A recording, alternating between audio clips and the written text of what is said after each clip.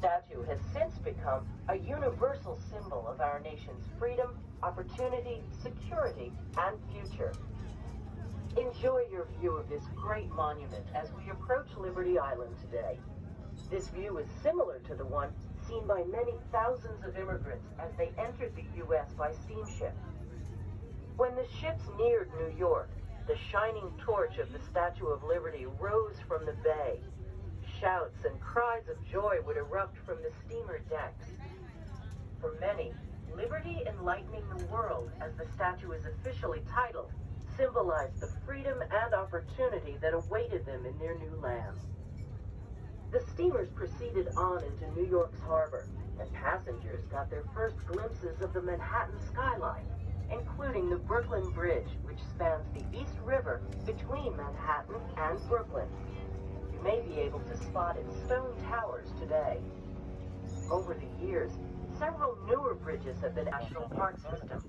We invite you to experience many additional enjoyable activities offered by the National Park Service, including outdoor guided tours. Please stop by the Visitor Information Center for today's schedule. An informative Ini yang flying. Oh, dapat dari mana, Joel? Watch your step, everyone. Okay, thank you. I think that was correct. See the right side, everybody. Sounded good. Kita turun. Kita turun. Tadi kita di paling atas. Sekarang mau jalan ke situ.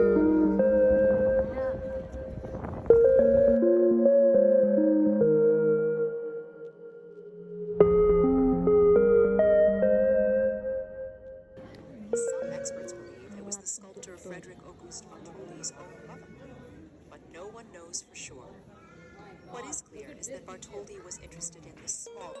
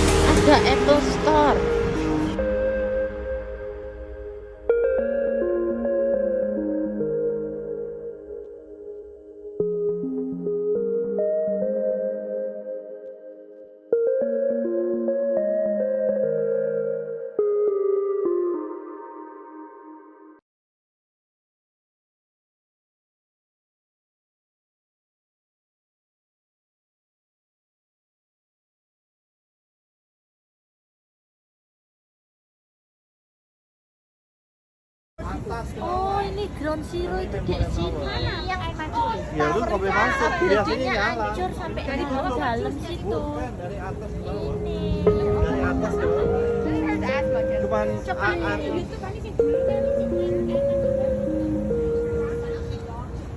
air mancur ya, Pak.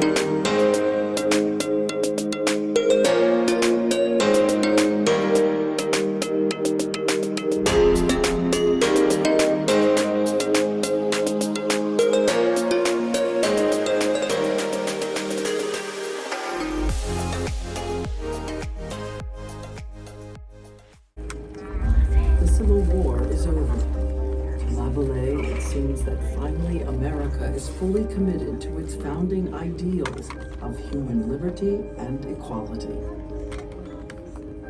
Nearly a century earlier, France had been a crucial ally in America's war for independence, a war for the cause of liberty. He imagines a monument, a gift from the French people to commemorate that alliance and to celebrate America's progress toward liberty for all. With the fall of their own republic, the cause of liberty was faltering in France.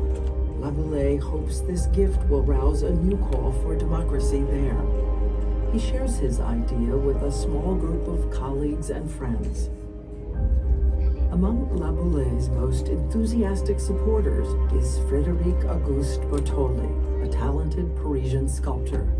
He is fascinated by the colossal monuments of antiquity and the powerful impact of using figures of immense scale to express enormous ideas.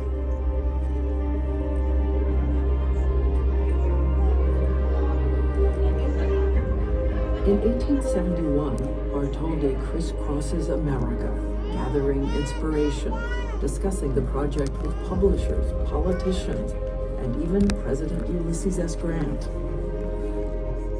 He searches for the perfect site and finds it, Bedloe's Island, just a tiny speck of land in New York Harbor.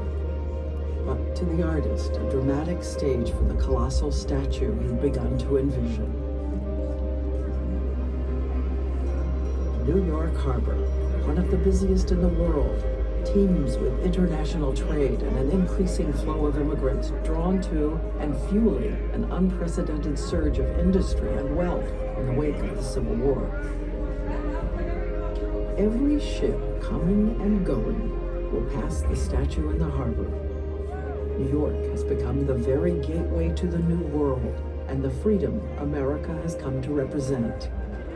Laboulaye sets the project in motion. Authorizing the president to designate and set apart the site of the colossal statue in the harbor of New York. He secures permission to place the statue on Bedloe's Island and launches a massive fundraising effort.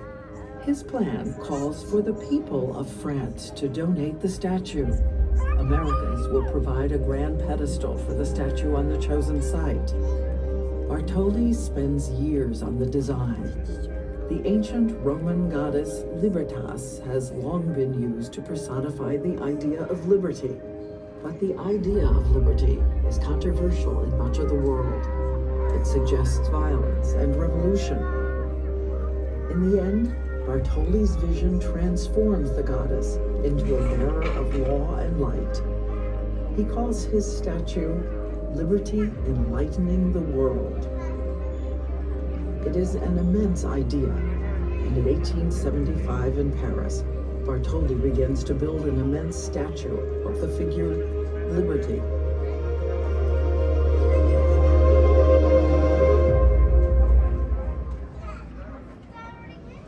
okay, folks, you can move on to the next room. Forms that follow every contour of the plaster models. Then use the forms to hammer sheets of copper into shapes that will fit together like gigantic puzzle pieces. The epic puzzle takes more than 5 years to complete. Bartholdi stokes public enthusiasm with showings of work in progress in the United States and Paris. He sells tickets for tours of his workshops. Meanwhile, the sculptor has engineering problems to solve. The statue's copper skin weighs more than 179,000 pounds. Liberty cannot stand without internal structure. For this, Bartholdi turns to the brilliant Alexandre Gustave Eiffel, later famed for what Americans call the Eiffel Tower. Paris, 1881. The full statue begins to rise up, towering over the neighborhood surrounding the construction yard. By completion, more than 300,000 people have come to behold her. Dignitaries, artists, writers, and everyday gawkers, all stunned by her scale and stirred by the power of the idea she conveys. Bartholdi's crew disassembles the statue and packs it in more than 200 crates for its voyage across the Atlantic. With its heavy load, the ship plows through storms and high winds and nearly capsizes. But on June 19, 1885, the French ship Isère enters New York Harbor, met with enormous fanfare and a naval parade.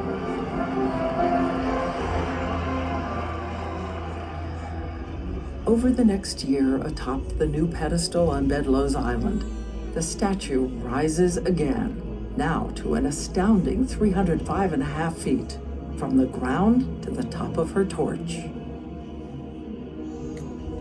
October 28, 1886, America formally dedicates the Statue of Liberty.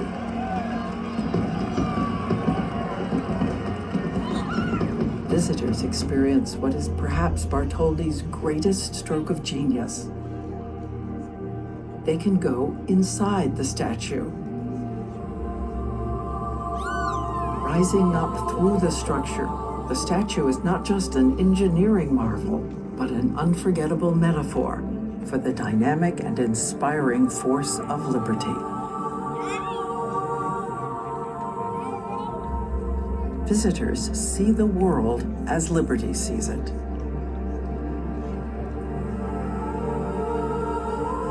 The statue lifts a torch of hope, lighting the way to possibility, to the promise of liberty and justice for all.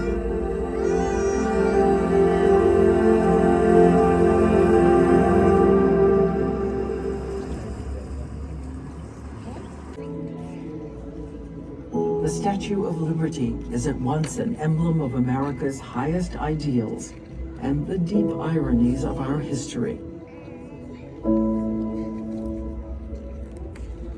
Broken shackles at her feet, but the legacy of slavery still very real in 1886 as the statue is dedicated. Human justice and equality guaranteed by the Constitution, but only a minority of Americans are allowed to vote. In the New York Harbor, she quickly becomes an icon for America and begins to gather layers of meaning as the United States rises to power and prominence in the world. Her light inspires hope in the hearts of millions of immigrants from everywhere on Earth.